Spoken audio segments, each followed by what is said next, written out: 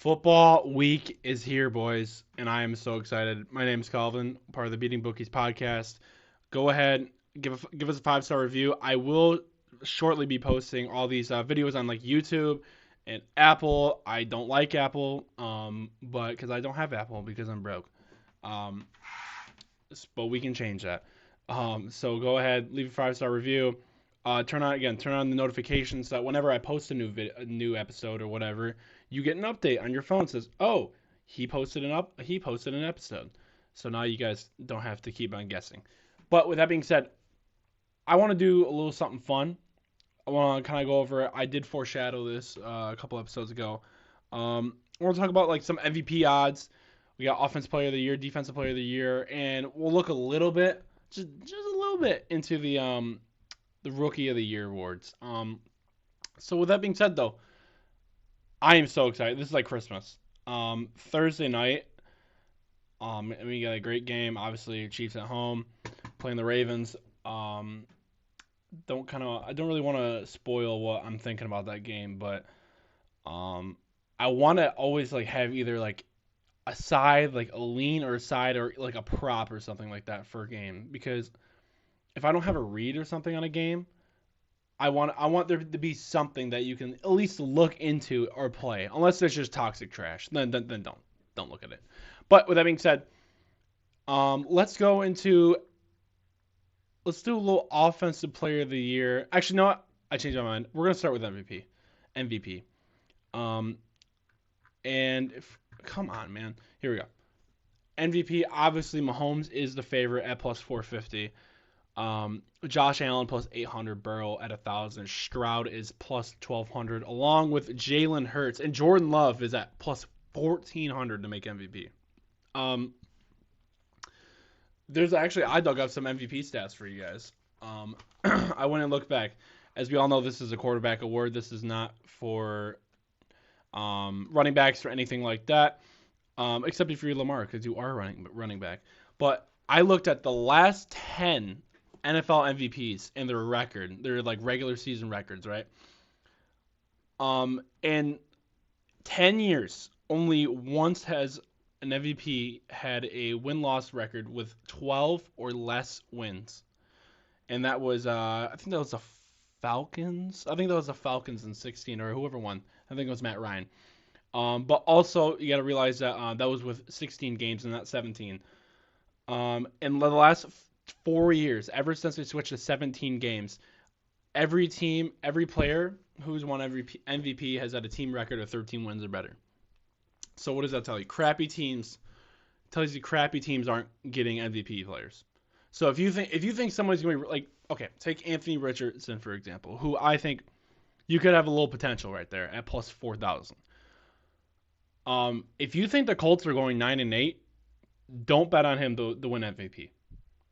That's what the odds are telling you. Because again, look, Anthony Richardson is built like a dumpster. But the problem is if his team sucks, then there's not going to be any value in that, right? So I think that's actually an interesting play. If you want to throw like a little like quarter of a unit, you got a free $15 you found on the ground, something like that. Anthony Richardson at plus 4,000 is interesting. And again, if he is the player as advertised that we really think he is, where he's like this Cam Newton, like, I got a rocket launcher for an arm kind of guy, that is interesting. But like, let's go back up to the top because I want to discuss this. Patrick Mahomes at plus 450. The only problem I have with this is that, if I'm going to play an MVP bet, obviously Mahomes is pretty safe, but I don't want to have to only get 450 for it. Again, Mahomes is a very safe bet. They're going to win 12 games every freaking year, 13 games every year. But I think Mahomes is like a safe bet. I would not put any money on Josh Allen. One, I don't think he's going to put up MVP numbers because his offense kind of stinks, and I know they got Kincaid and stuff like that, but that offensive line is not that great. It's like middle of the road kind of, and their defense is trash. They have no wide receiver weapons as well. I know they got Dalton Kincaid. He's a nice little dude. They got Keon, but again, he's a rookie. Um, I just don't think they're going to be winning 12, 13, 14 games. I just do not believe in that team, especially with that division becoming a little tougher. Um, Stroud at plus 1200. That does seem like a good pick. If I had to bet this right now, saying who is going to win MVP, I think I would pick Stroud. Simply because, again, look, that team got so much better. They're in the division where it's not insanely tough. It is getting a little hard with the Colts. Maybe got the Jags coming in. Titans, I think the Titans suck. Their O-line is horrible. But with that being said, it's like you add Stephon Diggs. You get Danielle Hunter in a Christmas gift because I want him on the Lions because I think, whatever. But you have Danielle Hunter now. And, like, I guess you have Joe Mixon, who I think sucks, by the way.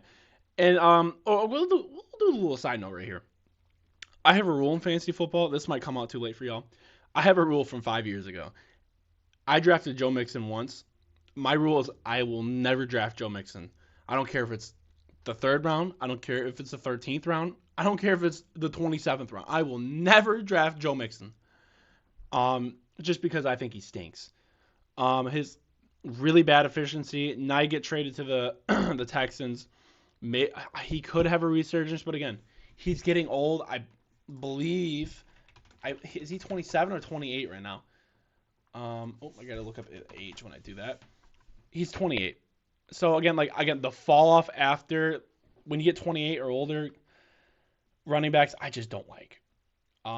Maybe there's unicorn exceptions and someone like Raheem Mostert, but besides the point, it's like I just don't believe in Mixon, but I do love that offense.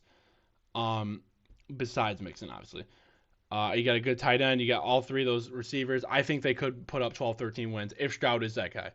So I would go there. Looking down the list, another one, if you would consider, I need y'all to stay with me here. Just stay with me. Just listen. Jared Goff plus 2,500 is an interesting play. Now, I know. Again, I'm a Lions fan, but let me give you a little backstory real quick. When we first traded Stafford for Jared Goff, I hated Jared Goff. I was like, this guy is a bum. This guy is a loser. The only good thing about Jared Goff was that stupid meme with the sunglasses and the bandana and the backwards hat, and that was the only good thing about Goff. I love Jared Goff now. I think he is from a pocket passer standpoint. Specifically talking about being a pocket passer, I think he's a top 5 quarterback from the pocket. I think he's a top 10 quarterback overall because again he's a toilet. He can't move. But again, Lions probably gonna if you believe they're gonna be this 14 win team, 12 win team, which is completely in the realm. And again, you got an amazing offense, low stat, maybe not stat padding, but you're gonna have people helping you carry, right? This offense, the 13, 14 wins. Let's say the defense takes a step up because they got an entirely new secondary and their D-line doesn't stink anymore. If you believe in that, then yeah, I would. Jared Goff at plus 2,500 is not a bad bet. Looking down the list a little bit more, I would not. If you put your money on Dak Prescott, you might as well burn your money. One, Cowboys suck. Two, the Cowboys suck. Again, do you think they're getting the 13 wins? I don't know if I'm overvaluing this, but again, it has to be a good team. You're going to have to probably, win your division. I don't believe in the Cowboys. Dak Prescott is, again, a regular season quarterback. But do I think that people are going to look at him and be like, yeah, he's the best quarterback in the league right now? Especially with the playoff resume, like lingering in the background. I don't think so. I just don't know. I just don't like that at all. One more that is interesting, and then we will move on because I think everyone else on this list thinks, why is Deshaun Watson timeout? Why is Deshaun Watson even on this list at plus 7,500? I'm sorry. I just had to do that. Kirk Cousins plus 3,000. Again, if we think they're winning 13, 14 games, like I say, and this is something that I would play as like again, long shot. We're not putting the mortgage on this. Like we're not going bankrupt. We're not using the rest of the gas money for this. Kirk Cousins plus 3,000. If they're winning 13, 14 games,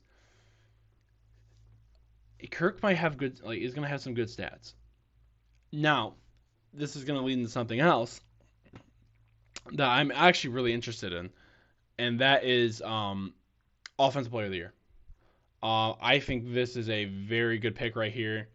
I think this guy's a dog. Last year, said he was going to get a lot of carries. Didn't, because Arthur Smith is a little freaking liar and decided to give their third string running back more touches than Bijan. And again, I think Bijan is a complete dog. I think this guy is going to get 30 touches a game.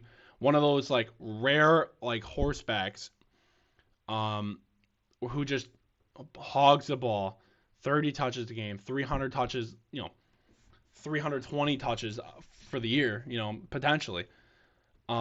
Just a workhorse, just a dog. Again, you've seen the clips. I think this is really this could be it for Bijan right here at plus 1,600. I think that's the best play. Something else interesting as I'm looking down the list here.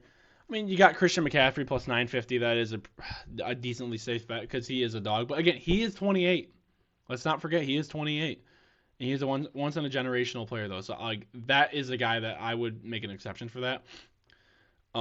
Again, here comes the line in me. Jahmyr Gibbs at plus 5,000 is very interesting. Again, the only problem I have is with this pick is that if David Montgomery takes all these touchdowns away, because again, for those people who don't know, right? Jahmyr Gibbs is extremely elusive, right?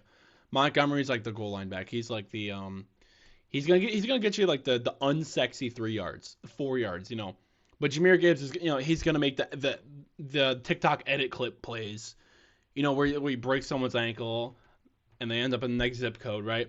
This is comparing to Alvin Kamara and Mark Ingram in their prime, where Jahmyr is getting all the yards, but Ingram might steal some. He might steal touchdowns, might steal some carries. Again, Jahmyr Gibbs won't get. He's not going to get 30 touches a game. I can freaking guarantee that he won't get 30 touches a game, which is kind of sad. But because I really like Jahmyr Gibbs and he's on my fantasy team. But with that being said, I think Jahmyr Gibbs at plus 5,000 is interesting. But again, if he's getting 12, 13, 14 carries stealing from him every single game, that might be a problem. But I think he has a potential. Again, you've seen probably 100 TikTok clips of him just breaking everyone's ankles. But I think there is some potential for like a home run in that. And I want to move on to defensive player of the year. Oh, also, by the way, I just want to save everyone what's winning right here. Do not bet Derrick Henry at plus 4,000. He might have 12 touchdowns this year. But I promise you, no. Let me pull something up here. Let me help the viewers here. Derrick Henry stats. Let me pull you up. All right. You want to hear? And again, Derrick Henry is a once in a generational player. He's probably a top 5 back of all time. First ballot Hall of Famer. Love the guy. 2020, right? So in 2018, he averaged 4.9 yards. 2019, 5.1. 2020, 5.4. You want to hear the numbers after 2020? 21 averaged 4.3. 22 averaged 4.4. Last year averaged 4.2. Now again, he's had double-digit touchdowns in every year that I listed, the past 6 years, which is absurd. But with that being said,